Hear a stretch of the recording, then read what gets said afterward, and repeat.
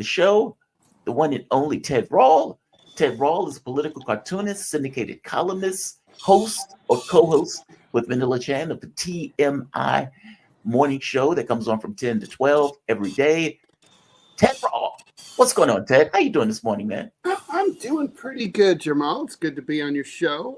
It's good to have you. It's hats are an important topic of conversation. I overheard, Mark talking about it, and I was like, first of all, hats are increasingly going to be important because, particularly for those of us in the balding set, as the ozone layer goes away, right, you want to avoid skin cancer. So it's very practical to cover that. You need that headpiece to like keep from having those gross, big cancers on your scalp. Fortunately, I still have full head of hair. Good. But no, I just liked it. I think I was in Puerto Rico, and I ended up getting a Federo, and I think I've worn one ever since. I loved it. It's just like, I like this. This works. And if you try a lot of hats, right, it's interesting, right? Because there's just like, for each guy, there's there's a hat that's really better for you than others. And then there's other hats. There's certain hats you just can't really wear, right? It's like, like for some reason, I can do a Stetson. I can rock a Stetson. I don't know. It's the shape of my face or something. I don't know. But it just works. I've been trying. I want to bring back.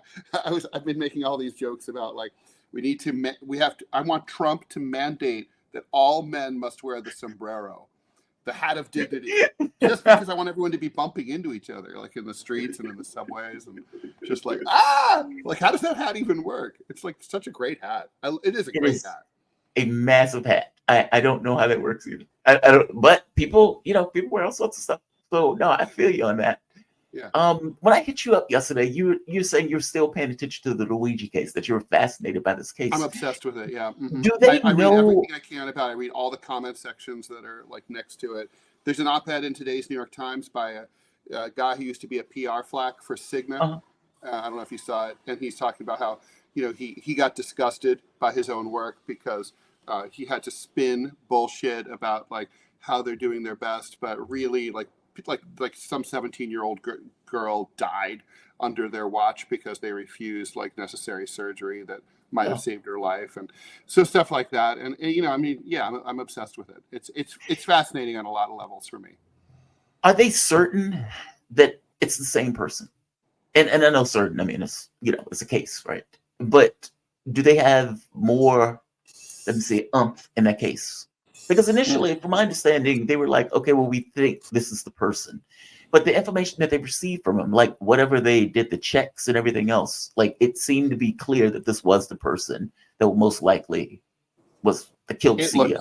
It looks like him. I mean, I had my doubts, but now, sort of like a lot of the information that's come out kind of explained away my doubts. Like, for example, I was like, who has two jackets, right?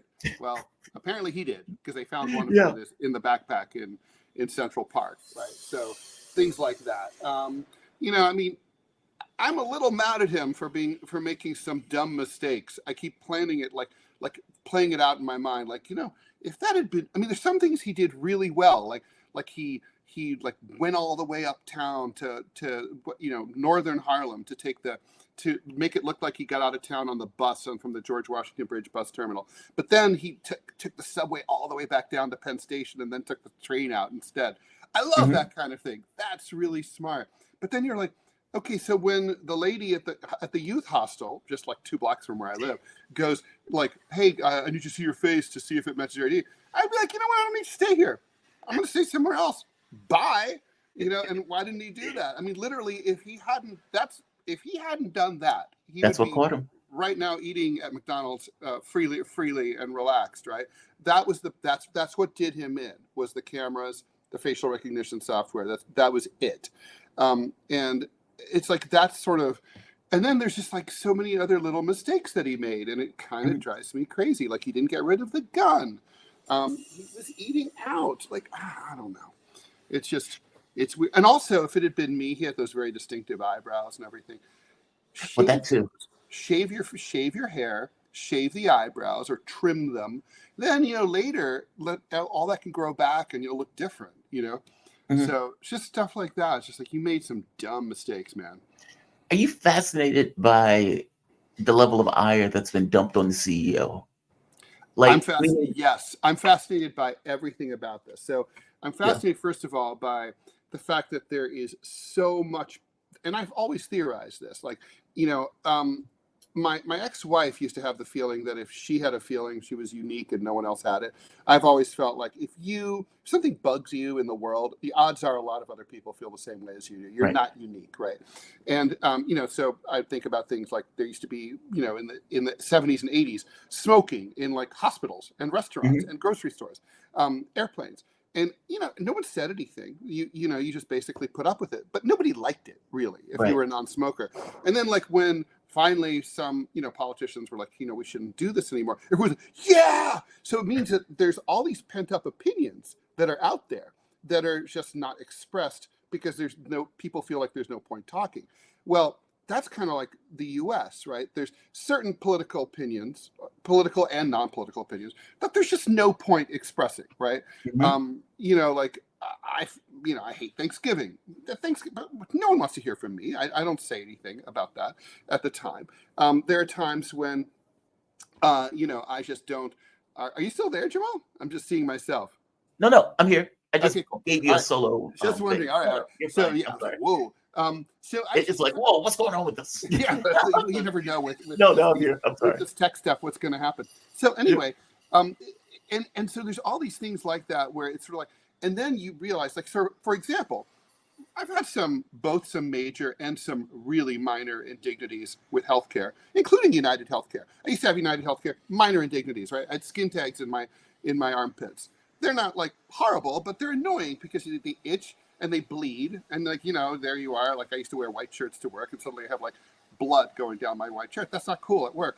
So I go to my dermatologist to have them removed, and they go, oh yeah, United Healthcare turned that down. Like, what do you mean to turn it down? It's like a $200 thing.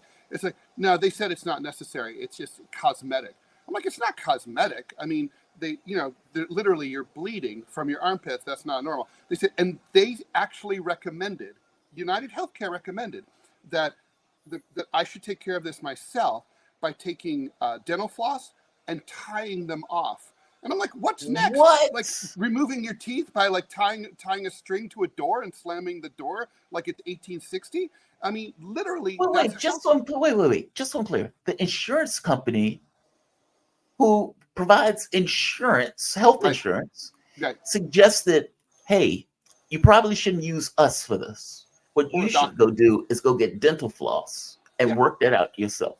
yeah. You take care of that yourself. I had warts on my hands.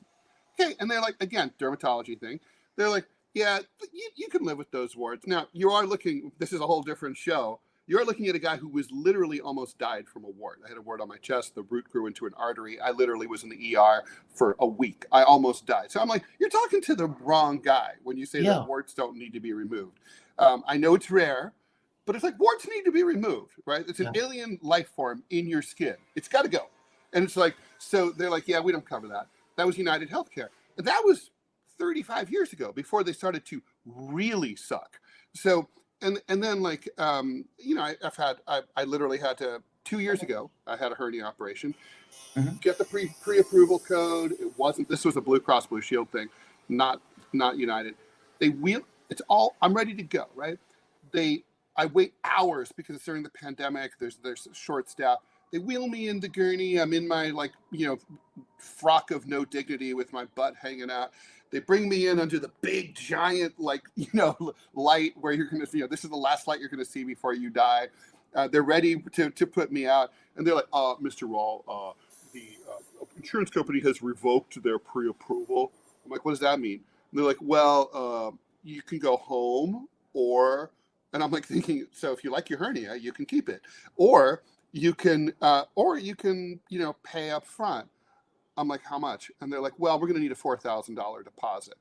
And I'm like, now? Can we do this after no, it's like, I'm afraid we're going to need this now. So they have to bring in the clipboard. I have to fish out. I'm like, well, my wallet's in, back in the prep room. You got to go fish out my Amex. So it's like, and okay, so I do have the ability. I have enough credit on my card to do this. But I'm like, and then ultimately they dunned me a total of $12,000. But I'm like, it's a hernia. Okay, you have to have it. You can die from an untreated hernia.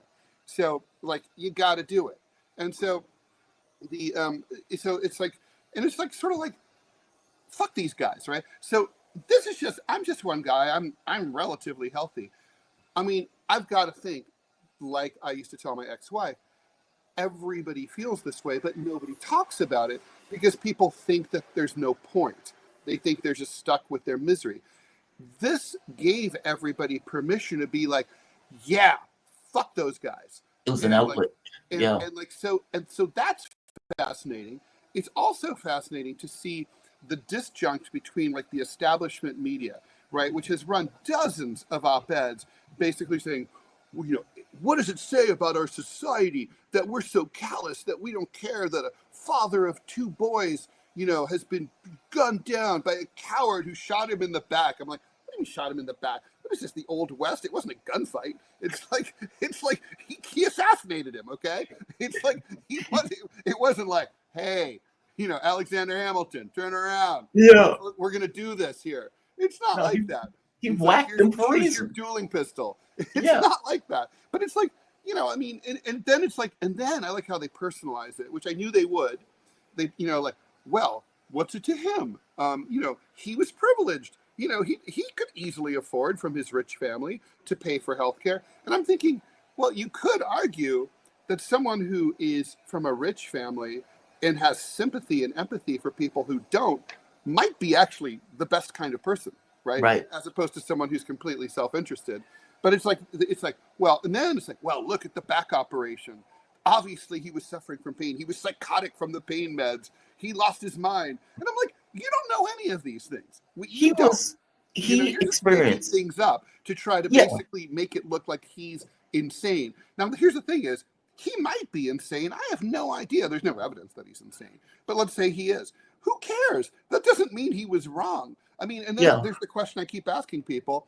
You know, my grandfather walked up behind German soldiers in the streets of a French town and shot them in the back when they walked out of a bar drunk.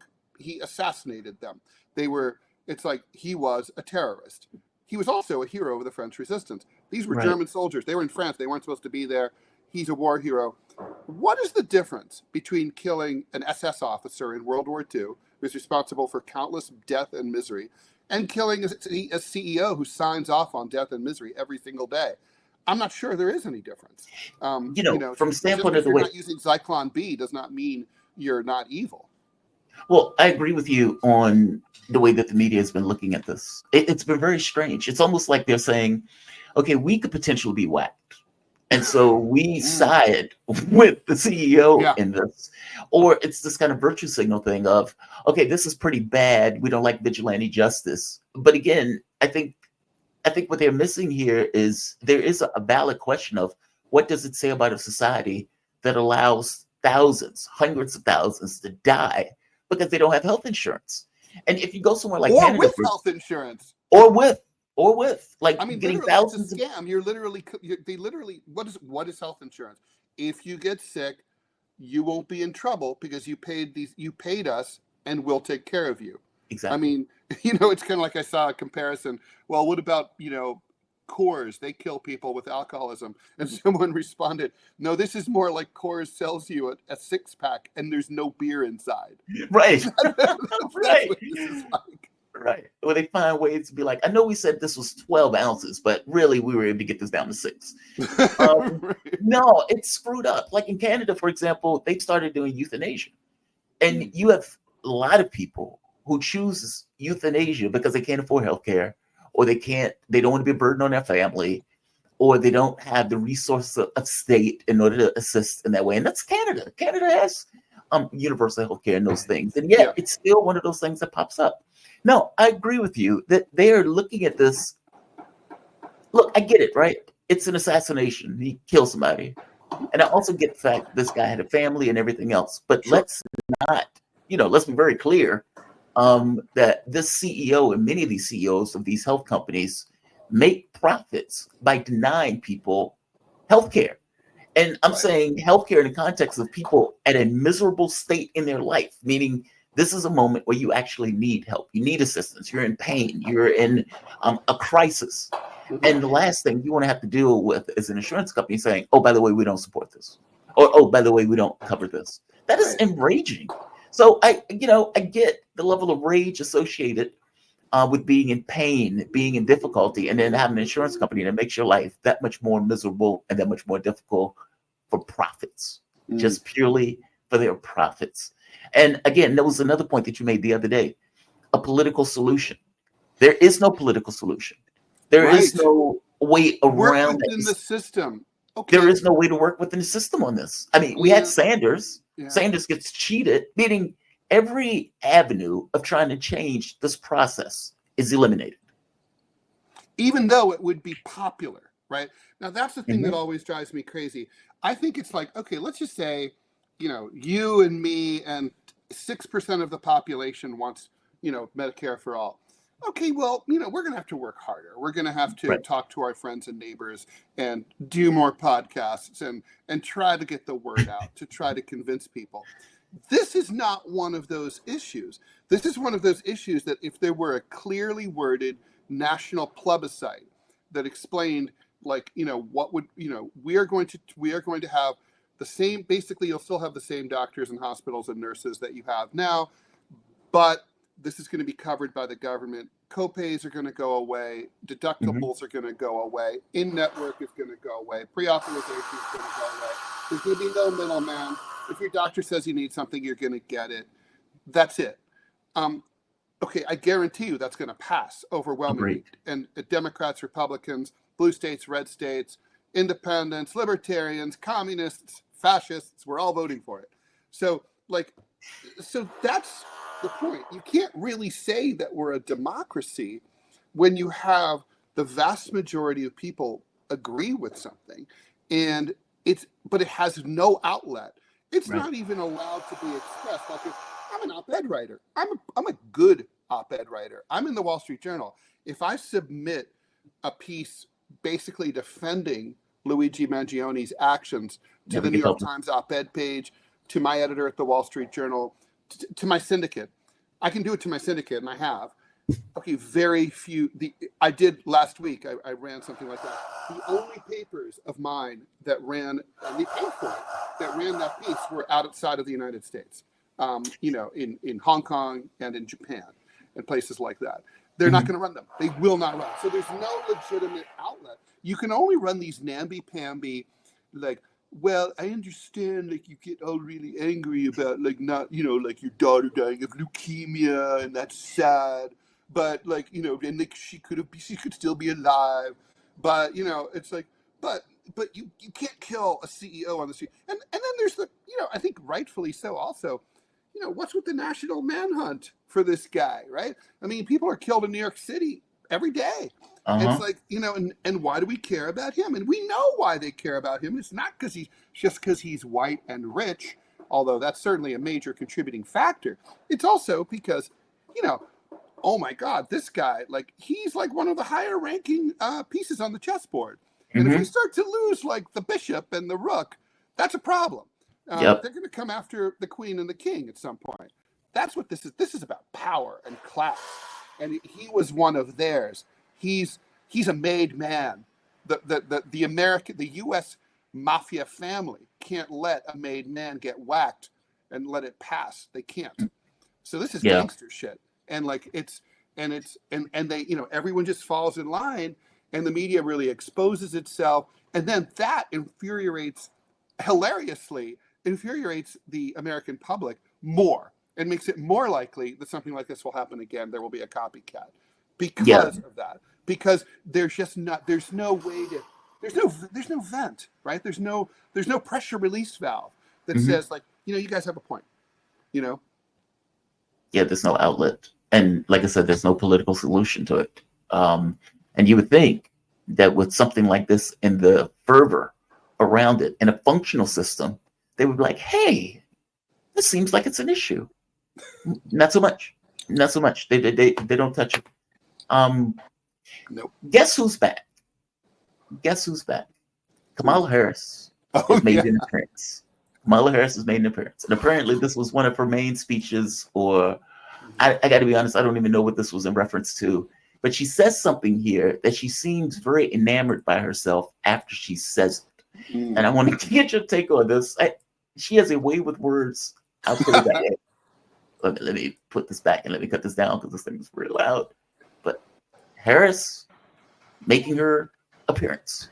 All right. The true test of our commitment is whether, in the face of an obstacle, do we throw up our hands or do we roll up our sleeves? And as we approach, and I ask you to remember the context in which you exist. Yeah, I did that.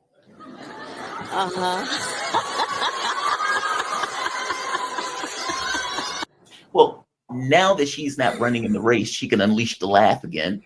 So that's back. Oh my God. You know what's funny about that?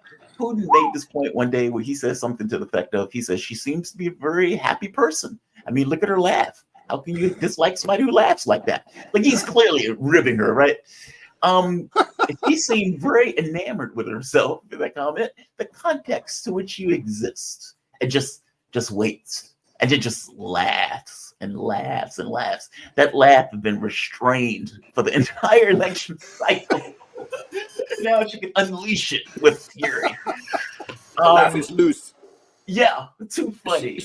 That tape really reminds me of why she lost, right? I mean, and by the way, one of the rules of humor is you're not supposed to laugh at your own jokes. It is one of the important rules.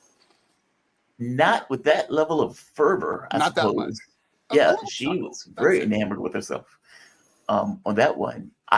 Apparently, they're talking about her running for governor of California. She could probably get that in the same way that Hillary Clinton got senator from New York in 2000. I mean, it would be teed up for her. It's a one-party state. There's effectively no GOP. She could, if the party bosses decide to give that to her, I don't see her taking it though, because governor's a hard job.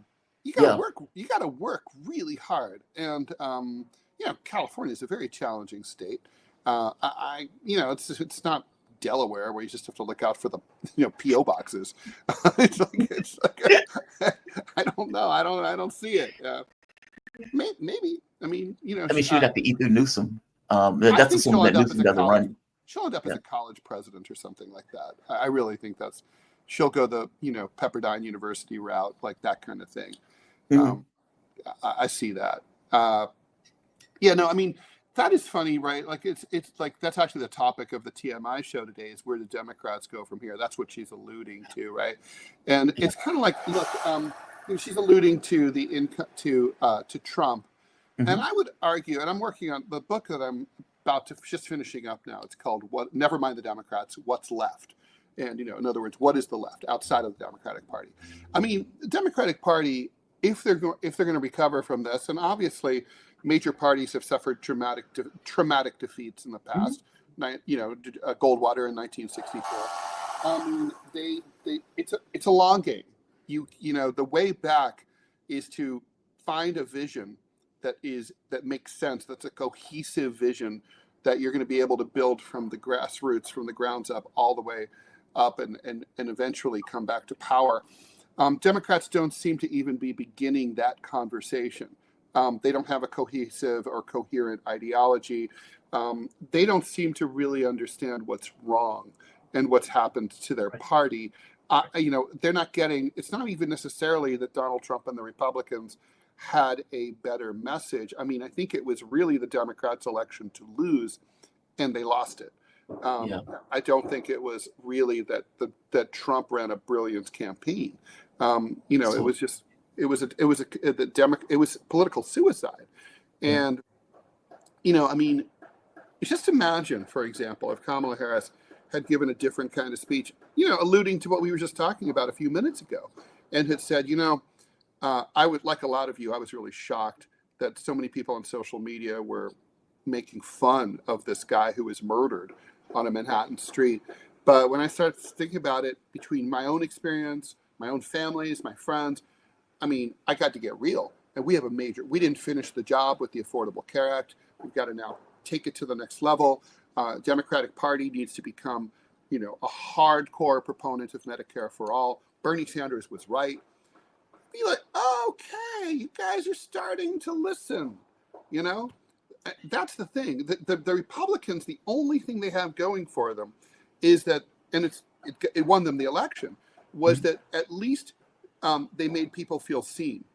I don't think they're going to solve anything, but that's a start. Democrats didn't make people feel seen at all. They, like, for example, about the migrant thing. Like, right. I mean, I think Democrats don't understand. Like, being liberal used to be like, no, we're totally cool with illegal immigration. Well, I'm a leftist, and I want lots of legal immigration. I have to admit, I don't understand open borders. I don't know how you're a nation state if you don't know who's coming in across your border. I mean, what is a nation state? It is a set of territory that you can guard the border, and you decide who comes and goes. Right? That's what it is. I mean, you don't even have to have money that circulates to be a nation state. But like that, we don't even do that. And so it's kind of like a lot of Americans are like, yeah, I'm living in Kentucky. I don't see that many illegal immigrants, but this is weird. These scenes from the border in Texas, it's odd. Democrats, no, there's nothing odd. It's cool. Well, they've done that with a few issues. I mean, like the inflation was one where they kept saying, "Oh, it's transient. It's transient." They acted as if transient, but that's not. But so what? But Like transient. telling someone in Guantanamo who's being waterboarded, "Oh, this is transient because we're going to run out of water and we're going to go out to lunch later." Well, it's transient. I mean, but transient in that case made it look like it was a month or two, not necessarily 2 or 3 years, which is like more than half. Live with those higher prices now forever and ever and ever. Exactly, and the Democrats are like, "Yeah, that's not a big deal." Or genocide. Yeah, that's not a big deal. You shouldn't care about that. Like, they continuously took this perspective that they were the smartest in the room, that the issues that they weren't concerned about were things that you shouldn't be concerned about. And mind you, social censorship is that on steroids. I mean, because basically what they tend to make the argument is, well, you shouldn't have cared about that in the context of the election. So for, I give you an example, 50 intelligence officials said so-and-so. Right. Okay, but they would continuously say, well, yeah, we censored the laptop because we didn't think that should have mattered in the case of the election. And it's like, who the F are you to tell me what I think should matter or not? And they do that. Yeah, it does matter, right? We don't have much voice. The only voice we have really is that vote. And a lot of people are like, I'm going to use that vote to send a message, or I'm going to not use that vote also to send a message. I'm going to sit on my hands. Right. Which is what happened this time. I mean, that's the big untold story, right? 10 to 12 million Democrats. I mean, I thought 2016 was shocking. People say not voting doesn't have an effect. No, it has an effect. It does. 3.5 million Bernie voters didn't vote for Hillary. And the whole, and Trump won. And in 2020, something they don't want you to remember, every Democrat on that stage, Klobuchar, Buttigieg, Booker, all corporatists, they all supported all the Bernie stuff, right? The $15 minimum wage, Medicare for all, student loan forgiveness. Why? They didn't want to. They had to. They were terrified of getting Bernied, right? So that does work, right? And so now, again, this is bigger. This is 3 times more people boycotted this election than in 2016 and let Trump win. If I'm the Democrats, I'm like guys, we got to wake up. Okay. Yeah, that's a problem.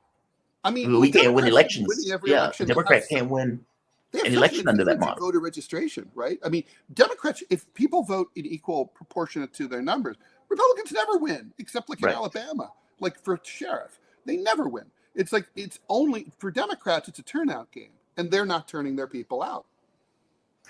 Ted Rall, well, especially if you're bringing out Liz Cheney to try to enthuse the base. And by the way, I have to let you go, but there was an article, I believe, in the New York Times, and the article was talking about in Philadelphia how they didn't even go to Black and Latino neighborhoods in Philly, instead trying to get effectively moderate Republicans in this kind of Chuck Schumer How's that plan. working for you? Yeah. Well, 8 million people stayed home, so there's that. Right. People don't like to be taken for granted. No, they don't. political cartoonist, syndicated columnist, great friend of the show, the TMI morning show. You can check it out from 10 to 12. Ted, man, thank you for this. I really appreciate it, my man. Thanks, Jamal. Anytime. Have a good show. Right. Thank you. All right. I want